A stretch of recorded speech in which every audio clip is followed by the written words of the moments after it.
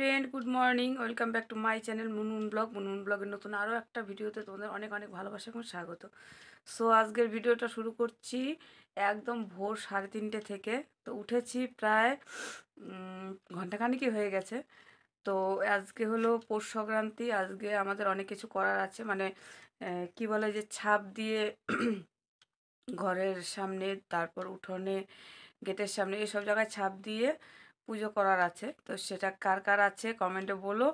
তো আমাদেরও আছে প্রতি বছর এই শীতের মধ্যে। আর কিভাবে যে কুয়াশা পড়েছে আজকে, বাপরে বাপ! তো তোমাদের সঙ্গে সেটা শেয়ার করব অবশ্যই। তো দেখতে পারবে কী ধরনের কুয়াশা পড়েছে। তার মধ্যে ঠান্ডার মধ্যে স্নান করে তারপর এই পুজো করা, মানে বিশাল একটা চাপের বিষয়। কিন্তু কিছু করার নেই, সংসার যখন নিয়ম করতেই হবে। আর এদিকে গলা বসে আসছে আমার। তো পিঠেও কালকে করিনি তেমন একটা, মানে শুধু চিতই পিঠা করেছি। আর আজকে সব পিঠে করব। তো ভিডিওটা কন্টিনিউ করতে থাকো। সারাদিনে কি কি পিঠে করছি, কি করছি, কে কে আসছে, সব কিছু দেখতে পারবে। তো চলো। এই যে দেখে নাও কি হারে মানে কুয়াশা পড়েছে। এখনও তো 3:30 বাজে, এখনও তো আলোর কোনো আশা করাই যায় না। কি আর বলবো। তার এদিকে দেখো, ঘড়িতে একদম দেখিয়েই দিলাম প্রমাণ সহকারে।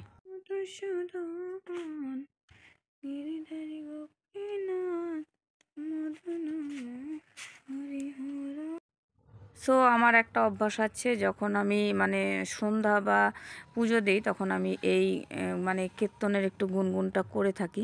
তো দেখো আমার কিন্তু স্নান পুজো কিন্তু হয়ে গেছে। তো এদিকে মোটামুটি হয়ে গেছে, কিন্তু দেখো এখন কিন্তু 4টা পার হয়ে গেছে, 4টা 10 মতো হবে। তো এখনও কিন্তু প্রচণ্ড পরিমাণের কুয়াশা। দেখো এখনও কীভাবে মনে হয় যে মানে গুঁড়া গুঁড়া বৃষ্টি হচ্ছে এরকম টাইপের।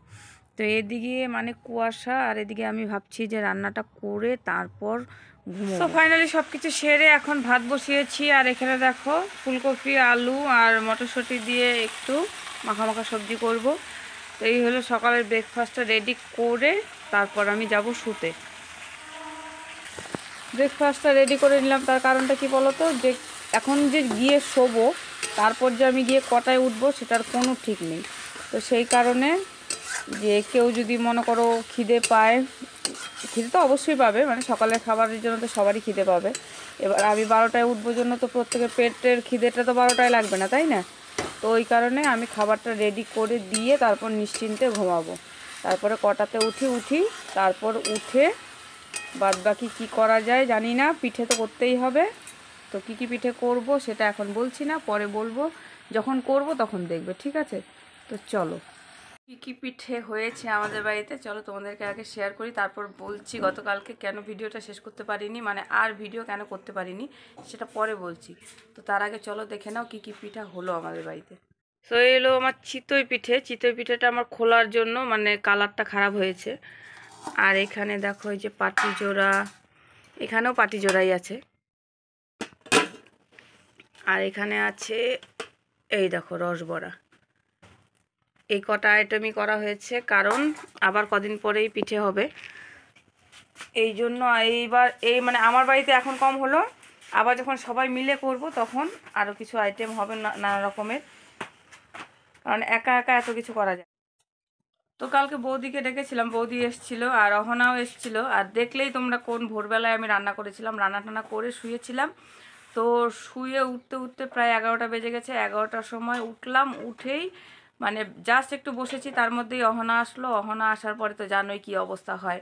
তো তখন তার সারাদিনে কোনো কিছু হলোই না পিঠে টিঠে করা। তো তারপর অহনাকে ঘুমঠুম মানে পাড়িয়ে তারপর গিয়ে আমি পিঠের কাজ শুরু করলাম। তখন বৌদিও আসলো।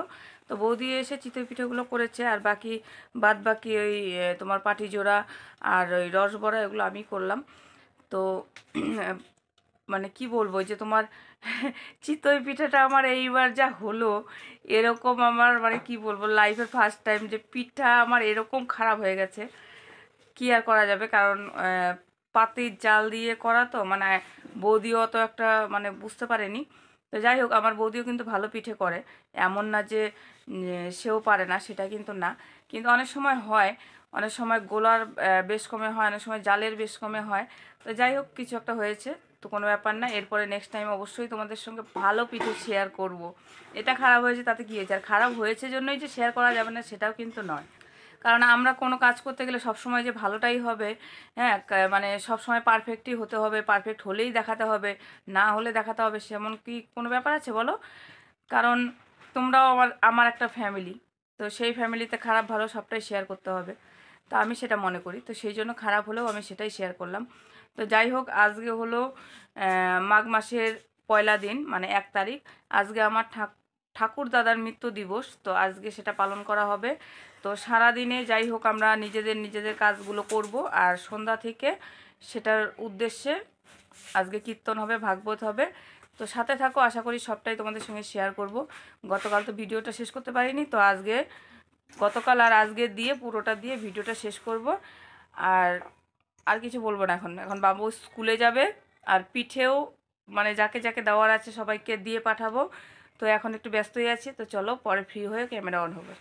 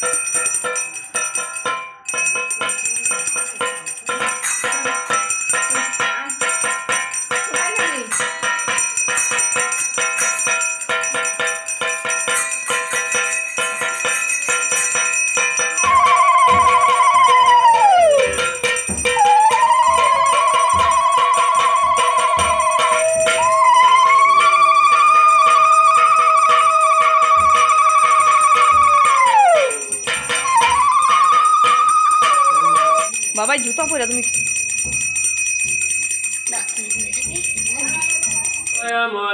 পরিবারে জিজ্ঞাদয় সপ্রসাদ মিষ্টি দই ফল খই দিলা ভাই, সেই প্রসাদ অমৃত পাও, রাধা কৃষ্ণ গুণ গাও, প্রেমে ডাকো চৈতন্য নিতাই শ্রীকৃষ্ণ চৈতন্য প্রভু নিত্যানন্দ শ্রী অদ্বৈত গদাধর শ্রীবাসাদি গৌরভাগ গোবিন্দ হরে কৃষ্ণ কৃষ্ণ কৃষ্ণ হরে হরে হরে রাম রাম রাম হরে হরে।